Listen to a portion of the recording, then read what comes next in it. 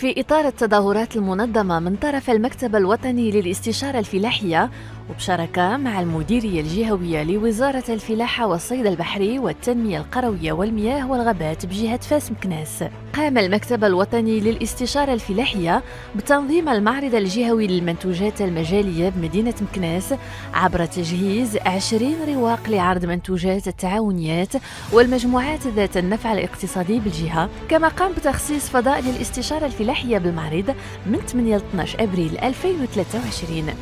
تم تخصيص 20 رواق للعارضين من مختلف أقاليم جهة فاس مكناس، بحيث تم طيلة فترة المعرض عرض المنتوجات المجالية واللي كتميز بها الجهة.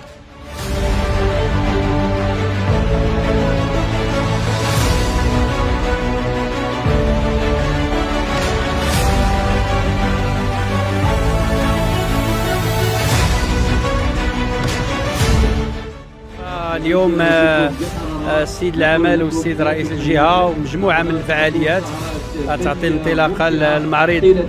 ديال المنتوجات المجالية اللي هو كيصادف هذا الشهر المبارك شهر رمضان، واللي كذلك كاين مجموعة من المنتجات اللي كتستهلك في هذا الشهر المبارك، واللي هذه مناسبة من أجل تشجيع مجموعة من التعاونيات باش أنها تأهل، باش أننا نواكبوها، باش يكون عندها كذلك واحد المنتوج اللي يكون عنده واحد الجودة عالية اللي كيطلبها المستهلك اليوم. والحمد لله كيف كتشوفوا كاين مجموعة من التعاونيات اللي هي تعاونيات نسائية وتعاونيات اللي كتشتغل وكتنشط في مجموعة من سلاسل ديال الإنتاج، ولهذه تخلي ان هذه الجمعيات هذو التعاونيات انها تزيد للقدام، انها تشتغل، انها تحسن من الانتاج ديالها باش يمكن لها تشارك في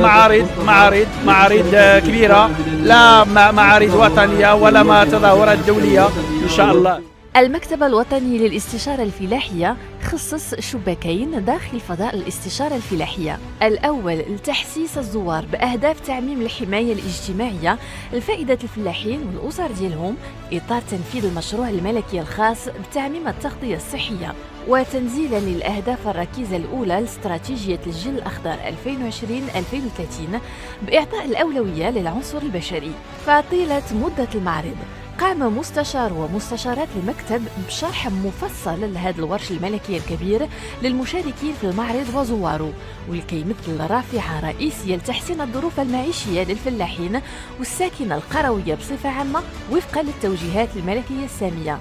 المكتب الوطني للاستشارة الفلاحية خصص شباك آخر خاص بالمقاولين الفلاحين الشباب حاملي المشاريع الفلاحية في العالم القروي، حيث قدم مستشار ومستشارات المكتب توجيهات وشروحات حول كيفية إنجاز المشاريع الفلاحية وكيفية استفادة هؤلاء الشباب من الدعم والتمويل والتكوين ومرافقتهم من طرف مختلف مؤسسات ومصالح وزارة الفلاحة والصيد البحري والتنمية القروية والمياه والغابات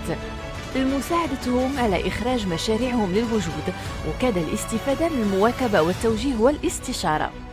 وللإشارة فتنظيم المكتب الوطني للاستشارة الفلاحية للمعرض الجهوي للمنتوجات المجالية الفلاحية بمدينة مكناس كيهدف بالأساس المساعدة ومواكبة التعاونيات الفلاحية والمجموعات ذات النفع الاقتصادي بالجهة من أجل تسويق منتوجاتها وتعريف الزوار والمشاركين في هذه التظاهرات على ما كتزخر به الجهة من منتوجات مجالية ذات جودة عالية. كما كتهدف أيضاً لتحسيس هذه التعاونيات والمشاركين والزوار وجل الفلاحين على أهمية الانخراط في الورش الملكي الهام الخاص بتعميم التغطية الصحية، وكذا تشجيع روح المقاولة للشباب حاملي المشاريع الفلاحية ومواكبتهم ومساعدتهم على إنجاز مشاريعهم وإخراجها لأرض الواقع. اليوم حنا كنتواجدوا في معرض المنتوجات المجالية اللي نظمته لنا وزارة الفلاحة والصيد البحري وعمالة مكناس والجماعة مكناس، اللي قدرنا نسوقوا فيه المنتوجات ديالنا ونقربوها من المواطن ونتعرفوا على بزاف ديال التعاونيات. وكنشكروا مكتب الاستشارة الفلاحية اللي كيقدم لنا الدعم والمواكبة. تنتواجدوا اليوم في مدينة مكناس حكما جينا لهنايا، وفي هذا المعرض اللي تلاحظوا فيه لقينا فيه واحد رمضانيات اللي هي كاين تتجلى في منتوجات مجاليه اللي تتمثل في الزيوت. لقينا بعض الزيوت هنايا بحال هذا المعرض اللي لقينا فيه بعض الزيوت ديال الهنديه، زيت الزيتون، زيت اركان، عده منتوجات اللي تنلاحظوها هنايا، وتنتمنوا بحال هذه المعارض يكونوا في مدينه مكناس، لان تتحرك مدينه مكناس، تعطي واحد النفس جديد